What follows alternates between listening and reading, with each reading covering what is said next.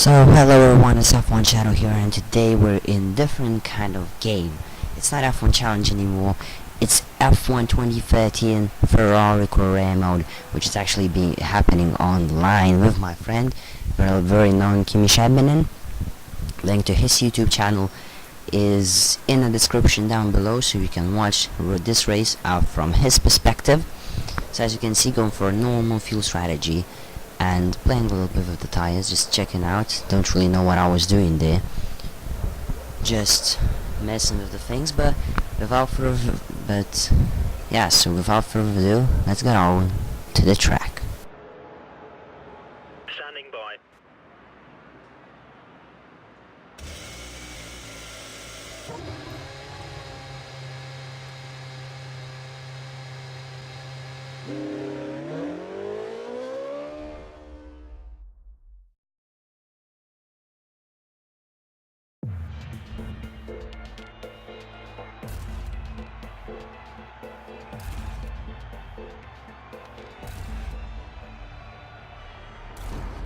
Yeah, so here we are, second on a grid, just behind Kimi Saibonen. Messed up on my final qualifying lap, but yeah, so let's see what we can do from the start. It's 5 lights around, and away we go, turning on into the rich mix, using curves, about a hot bar of a curves, and look at that start. That was an absolute masterclass. I just absolutely mugged everyone off. We're turning back to the standard, as I'm on a normal fuel mix, so it's decent. Now let's talk about this series. So simply put, this is the F1 2013, you can call custom career mode. So it's like a career mode, but it's online with my friend, and I'm running for Ferrari. Since I'm not really going to do just normal F1 2013 career mode, I could try. If there's anyone who wants to see that, write down in the comment section below. If there will be at least one or two, I'm gonna look at it and maybe do it. But yeah, so we're going through the parabolica section. Anyone is nowhere to be found, so that just proves that I'm a great fog. No, I'm not a fog. Well, so it's second ahead of Kimi Saibonen, as we're just started the third sector in the first lap, cautiously building the gap and trying to win the first round in Australia, just staying there on track, which is a close call, but no, could have been worse, so it's not too bad. As after lap number 1 in a dry race, we're leading by 1.2. So we cut on to the next lap, on lap 2, when a disaster happens. Since my PC is not that strong and I forget to turn off Steam just before I went to race, this is what happened. But that wasn't like real big thing. The big thing were here. I don't know why, maybe because that's the fastest lap sign. Look at everyone just going ahead of me, because I'm getting some huge lag spikes. I can't even brake or turn into the corner. The invisible car pushes me up and I'm in a gravel. So at this point, a little bit later, I'll turn off recording and turn it on again. So I think that's the only possible way of doing it, because just seeing how much I struggle it's terrible. I don't know, there's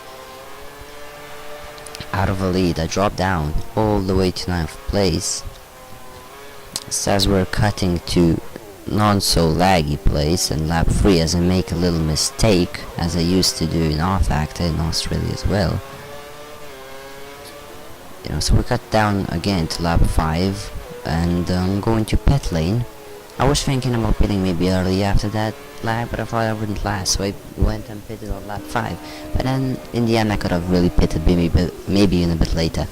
So as we come into the pit lane, so does Rosberg, and I've just got held a good second. Not second, maybe half a second. But if one plays over Jose Diaz pulled the rest, so that's something, something good. I think that worthy of a mention. And then Bottas comes and someone plows into the back of me, which is apparently Ricciardo in his Toro Rosso, out in Red Bull. Bottas should change his tires within a couple of laps because he's still on primes. But as you can see, then there was another lag spike, and I pushed off myself and the rest out, which is not too clean of a move.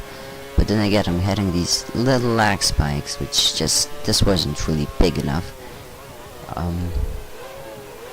But then as we cut on to the start of lap 8, I'm just out of the DRS zone of Valtteri Bottas, just closing down the gap as he was really slow through this braking section.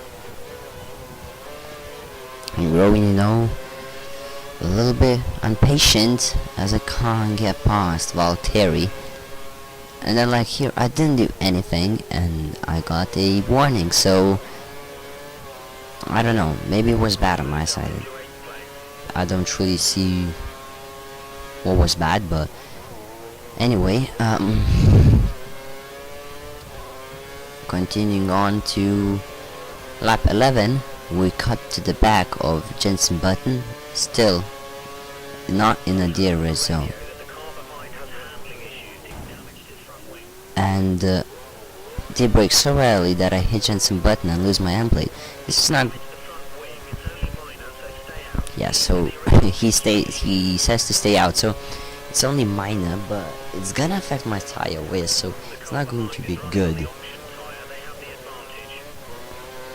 Got behind, which is apparently Vettel, who has just pitted. Has option tires on his car fitted, so he should be faster in theory, but apparently he wasn't.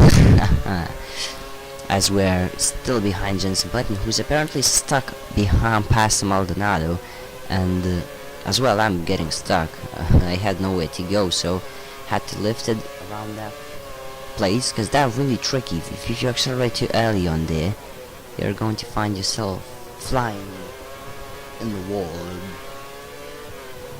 Simply like that. So he should be Bottas is Button running in rich mixture. I'm getting the DRS here, staying in a slipstream, not affording to lose too much time, as my engineer just said, and then pulling out of a slipstream just there, almost hit him there. And then we get another DRS, use a little bit of gas and get to the back of Pasta Maldonado, which is defending quite well, if I had to say so myself. I tried to go in here, but it's very tricky to go into the inside there, so it's but getting here to the inside, very nice and smooth, clean maneuver. As we're cutting to the last sector of lap 5, I finished 4th. Couldn't catch Grosjean just yet.